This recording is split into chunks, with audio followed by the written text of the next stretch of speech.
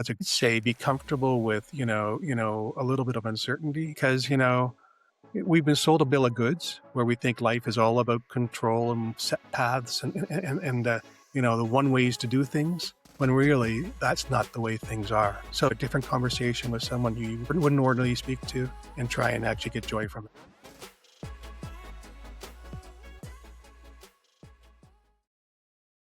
And welcome back, everyone, to the Coachful Coaching Leadership Podcast. This is David Fung, and I am here today with Daniel Atlin. Daniel is a strategic advisor and executive coach with over 30 years of experience in senior roles of across Canada's post-secondary, cooperative, and government sectors. He's the host of the Messy Podcast, where he talks with leaders in higher education, healthcare, and nonprofits about navigating complex environments. In 2024, he earned his executive master's from Oxford Business School and HEC Paris, researching how university leaders use sense-making skills through interviews with 25 university presidents and principals across the UK, Canada, Australia, and New Zealand. He's also an adjunct professor at the Gordon S. Laing School of Business and Economics at the University of Guelph. And that, my friend, is our bio of Daniel Atlin. Daniel, welcome to the podcast. Thanks, David. It's great to be here. All right. I haven't done this very often with a fellow Canadian. So I can say everything metric, I can say A, and we'll understand each other, huh? Absolutely. So Daniel, sense making. That sounds like a core theme of what you do today, right? I'm wondering if you can shed a little more light there, because you interviewed 25 university presidents across 4 countries to understand sense making. What do you mean by sense making, and what did you discover? Yeah. So David, it was kind of interesting, and I was really wondering about how actually university leaders manage to actually do their jobs without actually running from the building screaming, because they're actually really challenging environments to work at. So I decided, this is right after COVID, and I decided, I'm gonna reach out and interview some of them. So I had conversations with 25 of them, and those are from some cool institutions, from folks that used to be, the head of Oxford and University of Toronto and all these great schools from around the Anglosphere. And what I really learned is that actually a big part of their job was actually sense making. And by sense making, it means actually dealing with things that are not so set in stone, dealing with scenarios that are plausible, dealing with uncertainty as well. And this is actually, I think, a big part of modern day leadership, especially in these complex mission-oriented organizations that have lots of different stakeholders. So yeah, developed a framework, and that framework is actually, one that people have to use these sense-making skills of storytelling, exploration and map making, and integration and improvisation in order to constantly adapt, I guess, in their roles. And a big part of that is actually making sure that you're giving up a little bit of control, recognizing that it's not a typical hierarchical organization. It's a mess. Yeah. And so when you say sense making, right, I'm wondering where the guardrails are on this. Like, is it about sense making for themselves as leaders, or sense making for their teams, or is it all the above? Like, I'm curious where what's the scope of this? Yeah, a great question, David. And what I realize is actually they're using sense making in 2 forms. One of which is actually what I call inner sense making, which is sense making of yourself. And to be honest, it's a lot of the work that you probably do as a coach as well, letting people sort of notice how they show up, how they can be in control of their organization, of their own emotions, how they can build resilience, how they can, deal with things in real time, taking time to reflect as well. And then the other aspect is what I call, outer sense making, and that's making sense with others. And that's sort of, building teams, dealing with all the various stakeholders and trying to nudge alignment and create things together. And there are a whole bunch of different activities that you need to do that.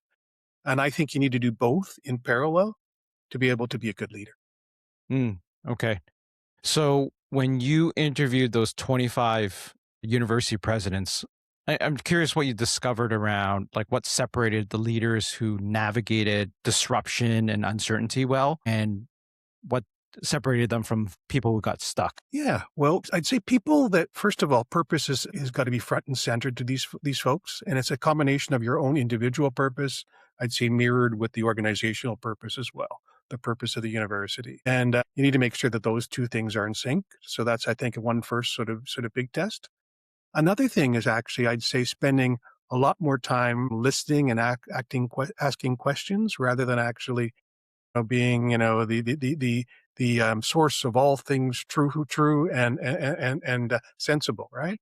And I Hmm. think another big piece would be actually recognizing that things have to be done slowly and um, bringing a lot of people along throughout the organization as well, your senior team, a whole bunch of other things, because you don't have that much direct Hmm. control or authority. The Yeah. ones that actually did that best, recognize that. Other ones that sort of reverted to more traditional leadership styles of command and control were not as successful. Yeah. Yeah. I think you can see where that goes pretty fast, like the command and control. I mean, story just comes up to my mind right away is that leaders great on the outcomes, and metrics are just a form of measurement, but it doesn't tell you about how things were achieved and whether they left a forest fire, in their wake, right? And there's leaders out there, like they're so busy trying to achieve these outcomes that they surround themselves with a bunch of sycophants. They surround themselves with or individuals who just tell them enough and act in self-interest, but they don't actually spread their wings enough to ask questions of the broader team that they lead, right? And so when you said that like some of the most successful university presidents were the ones who asked questions, I would also expand on that. You have to ask the questions from the source, right? Not abstracted through 3 to 5 layers of interpretation from other people. Go to the source. And that's one of the things where traditional hierarchies just they hate that, right? They feel it's beneath them, which is quite frankly, especially right now. Like I was at a conference yesterday around AI disruption, and one of the number one takeaways was if you're just giving commands, you're sitting back, you're probably stressed like crazy right now because you don't understand what's going on. Absolutely. And I think, the big thing about leadership today is less having the perfect plans or perfect answers. It's more about helping people, interpret their uncertainty and move forward together. Hmm. It's dealing with that ambiguity that you're constantly dealing with in a shifting environment. Yeah. Yeah. So you have this framework. Is messy? Is it called the messy framework? Yeah, I call it making sense in the mess. And Okay. David, he's got a really sort of interesting sort of backstory, I guess. And that's when I did my research and I came up with this framework, I sent it back to people. And I actually was surprised. First of all, these university presidents read my paper, which was good. But actually, I got thanks. I got a thank you back and saying, thank you so much for naming the mess of what, our leadership is. And Mm. that sort of stuck with me, and I realized that, yeah, we have to be comfortable with the mess, right? Because that's a Hmm. large part of leadership, especially in these types of organizations. Hmm. Yeah. And I guess like, what is it about this framing like that helps leaders, lead better? So I think that it's a combination of recognizing that leadership is not just about those big frameworks that you're taught of in business school and in management school about how organizational change happens, the Cotter model perhaps, or the Porter Good God. model is actually much more subtle than that. So I'd say that this is actually a really getting underneath the skin perhaps of the organization and understanding how things really work on the ground, right? Yeah. Yeah. And one university president has said that he really thinks that the focus on those two leadership and sense making dimensions are so important too. That you can't do one without the other. So I think that's a little bit different too. Is a recognition that you've got to do work as self things. Everyone should have a coach, right? Hmm. Yeah. So you work with a lot of like higher education, healthcare, nonprofits. Like what's what do you think is unique about that sector? Like it's almost like a public sector in some ways, right? What's unique about that sector versus private sector? Like I came from the private sector, right? Like what do you think is different there? Well, I think there's a few different points of really, difference in these complex organizations. One thing is, think of how many stakeholders you have, right? Like, you've got government, students, professors, parents, staff, communities, agencies, donors, right? You add the list goes on and on.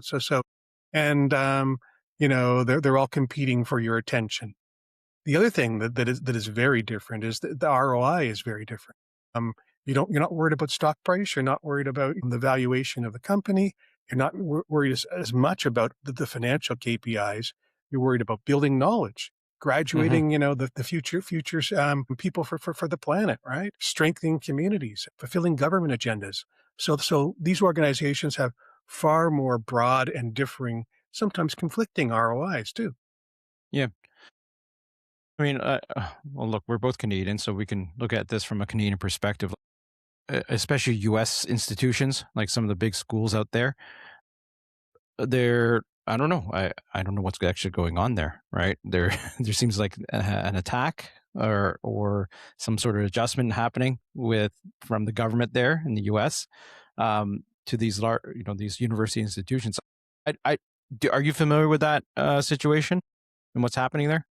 Yes, absolutely. In some places, the government's taking a very heavy hand, both at the federal level, of course, with the funding under the Trump administration that's picking fights with these large schools, and then, of course, happening as well in the state level too, where some Republican states are really doubling down on curriculum and rewriting things completely and taking direct control over universities. What's I don't understand what's the benefit of doing that? So, good question. I can surmise that the benefit is, I think that they believe that they're, you know, pandering to their base. I guess they don't want to have woke subjects perhaps taught in curriculum. They want a different, origin story of the United States. Actually, I think even presented sometimes, right? Really? Yeah. So let's just yeah, rewrite our beginning. Well, last week, I think Trump said that it was born as a Christian country, and we know that actually that's actually wrong. It was a separation of church and state. That's interesting. So, I mean, as you work with more, higher education, it would seem like this framework would be even more required for administrators in the United States, right? Even more so. I guess, like, what part of that frame, the messy framework would you say like come emerges even more, like given this setting that a lot of these U.S. schools are facing right now? Yeah, that's a great question, David. And I think the self-as instrument work, especially the inner sense making work, I think is so important for people that are going to be in that situation, trying to be in control of your own reactions, of how you're going to deal with stress, how you're going to deal with situations, how you're going to present yourself. Because in the long run, when you're losing control over how the government is treating you, how perhaps other stakeholders are treating you at the end of the day, you have most control over yourself. So helping people that, can deal with that, put things into boxes, put up a little bit of parameters in order to survive, the organizational mess that they're in, I think is going to be extremely important, especially down there. Yeah, yeah. What's the tension? So back to Canada, right? What's the tension happening here in higher education? So interesting enough that I think the tension is that, government is, we're primarily publicly funded, of course, in Canada as opposed to other jurisdictions. So we have, a great number of really high quality universities and also, community colleges and polytechnics as well. And they're all, I think, providing a very good sort of baseline education, but they haven't been as properly funded as they could. And I think the biggest challenge that these institutions are having is adapting to a new reality where you're not able to make up for some of those funding shortfalls by bringing in more international students. The government slammed the door on that, making it very difficult. Recognizing that, the changing value proposition of education as well with AI tools and how you have to change how you're delivering curriculum and also how you're evaluating, student success too. So there's a lot of things that are in the focus, I think, of universities right now that they have to deal with and adapt to. Yeah, yeah. I mean, I have no idea how you would solve that, right? Like your lever around international students, like it was like what 3, 4x the cost of a domestic student. I taught for a short period of time in a college as a contract professor, and it was a lot. This is like 20 years ago. I can't imagine what it is now. So on that topic, you seem to like teach a lot of folks this tension around having empathy and but being authentic at the same time. I guess what is that? What is this? What is this tension? Between the two, authenticity and empathy, right? And it seems like we got to have a lot of both, and there is a lot of both happening right now. Absolutely, and I think there's sometimes a lot of fake, empathy or fake authenticity as well, Yeah, and perhaps there's oversharing as well that can happen too, so you have to have that sort of balance too. But I think, I encourage everyone who I speak to think about, their own origin story, right? To talk about, why they're there, why they're actually, in that role as well, and to think about that sort of elevator pitch almost describing, what makes them tick to be able to go forward and trying to be as empathetic and connecting with people in a human way that can really actually, I think, help them. So that's I'd say an ongoing sort of piece. And it's especially a challenge when you get, sometimes things are very personal attacks, right, on you, and people attack you for, a certain word you used or maybe from something out of context. It's very hard, but you yeah, still need to actually keep on going and pushing through that tension. yeah. Well, I mean, that is pretty interesting, right? University presidents, they don't strike me as very public figures, but at the same time, when they're they're in the news, right? It's always in the U.S., right? Yeah. No, you were going to say something. No, I'm saying you're right. They're almost mayors of their own community, right, in some Yeah. ways. And just like your own community, sometimes your mayor doesn't mean anything to you unless your garbage isn't picked up or Yeah. if someone's blocking your driveway, right? And it was really to that point where it's at times it could be a thankless job. Early in my career, I did like customer service work. Speaking of like a thankless job, like we do a good job and the lights stay on, no one says anything. Something breaks, it's all your fault, your company's fault, your company sucks, all that stuff, right?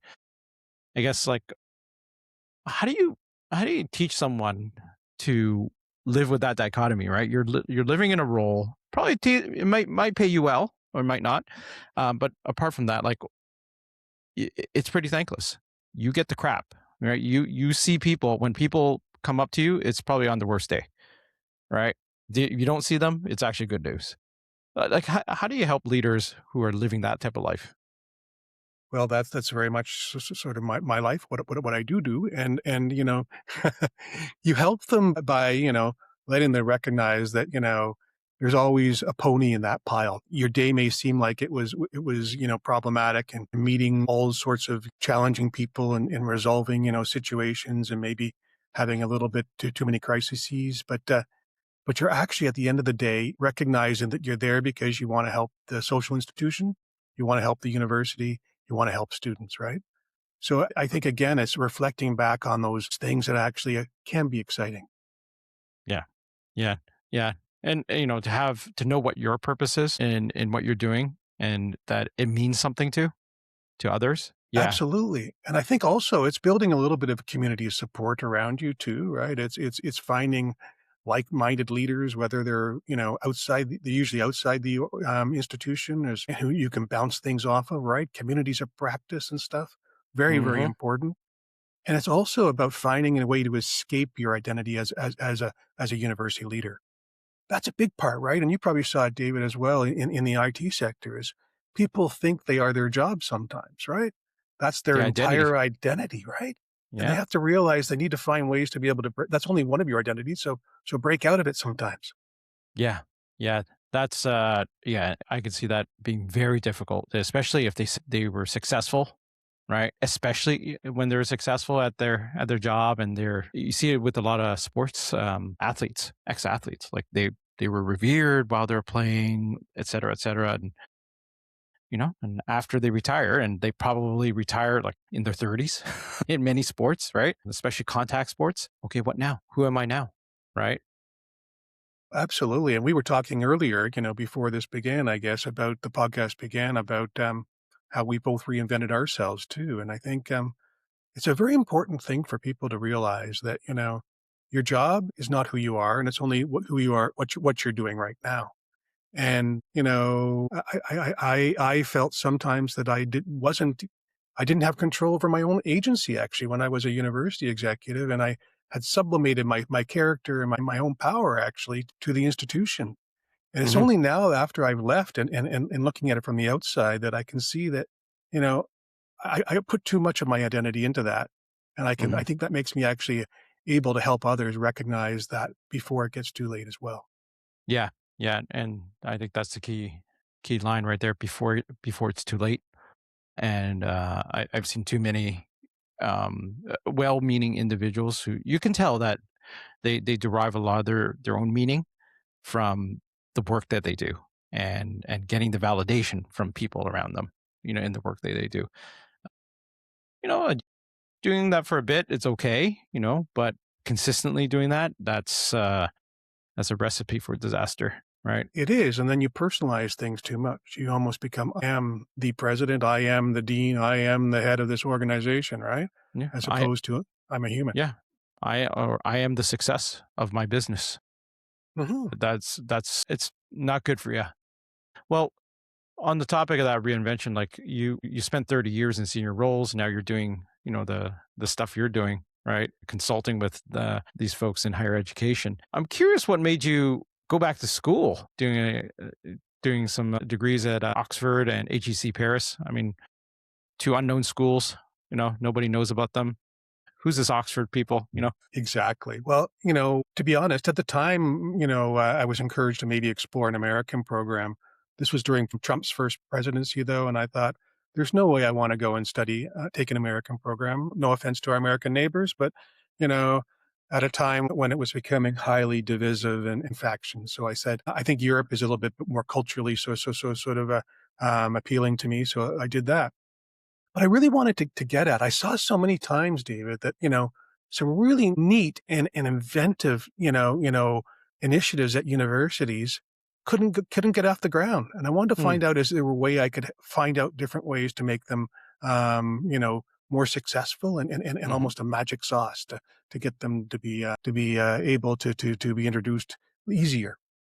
And what I realized was there's no magic sauce, but there's still complex institutions, but I could help people at those places perhaps in order to survive those challenging situations. And that hmm, really, I'd say, became, a passion of mine. And I've never been more excited about my own work. I won't say job, but my own work and what I'm doing and my conversations I'm having than I am now. hmm. And I think that's great to have at this advanced age in my life. So I do want to ask you a question then is, from what you've learned, going back to school, now teaching at a school, when you're working with leaders who are in the middle of something very messy, you see what I did there?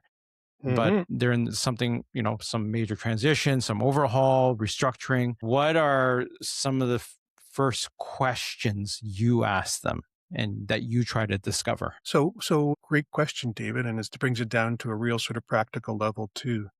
So first of all, I like to make sure that people understand the water that they're in. And, because sometimes I think people, think that they are in a situation where they have to actually, be the voice, the control, to be able to actually, be the pulling everyone together almost in a forceful way. And I think sometimes they don't realize that that's actually not the way they need to go about it. It can Hmm. be actually pulling people together for deeper discussion, trying to get people back to first principles about what you're trying to achieve, trying to actually, step back. There's that expression, step on the balcony, and overlook on the dance floor, and then get maybe back on the dance floor to actually see then how you can actually implement things. And I think that that's a much better approach. Also tell people that, to don't think that you have to actually, act immediately. Take a pause. The power of the pause is so important.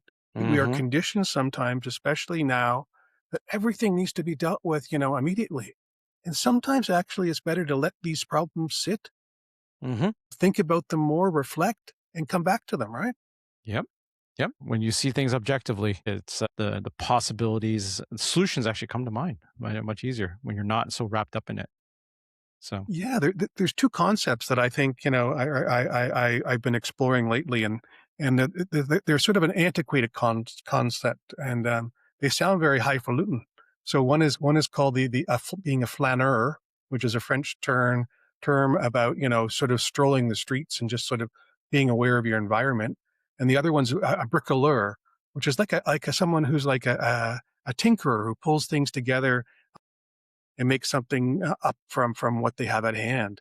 I think about like MacGyver. Remember that series MacGyver? oh yes, of course, of course. MacGyver was a real bricoleur. He could actually, make a bomb out of household ingredients right underneath the sink.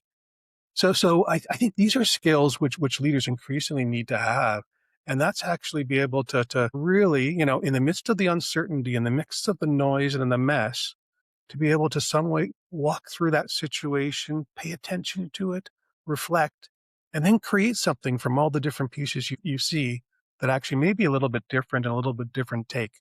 But I think that those two things can be very important, and I fear we might lose them in an age of AI. Yeah. Well, on that note, sir, one last question I want to ask you, and I like to ask a lot of my guests this, is that joy, bringing joy to your work. If there's one piece of advice you would give to folks out there about how you can bring a little bit of joy into their life today, what would it be? That's a great question, and I love it, David, because we need more joy in our lives. I'd say be comfortable with, a little bit of uncertainty. Get yourself a little bit more thinking in that sort of improvisational sort of mindset. Because, we've been sold a bill of goods where we think life is all about control and set paths and the one ways to do things, when really that's not the way things are. So get used to actually thinking about doing things differently. Reach out, have a different conversation, take a different route home, have a different conversation with someone you wouldn't ordinarily speak to, and try and actually get joy from that. Right. Well, with that, sir, that is our episode for today. Thank you very much for joining me today, Daniel. Thanks, David. It's been great. Really have enjoyed this conversation. All right. Well, thank you very much for joining me today. And thanks everyone for listening in. If you like this episode and this podcast, please subscribe and like, and we'll see you all next time. Bye. That's a wrap on this episode of the Coachful Coaching Leadership Podcast. I'm David Fung, and my mission is to help leaders grow, lead with impact, and build thriving teams. If you found this valuable, subscribe, leave a review, and share it with a fellow leader. Until next time, keep leading with purpose.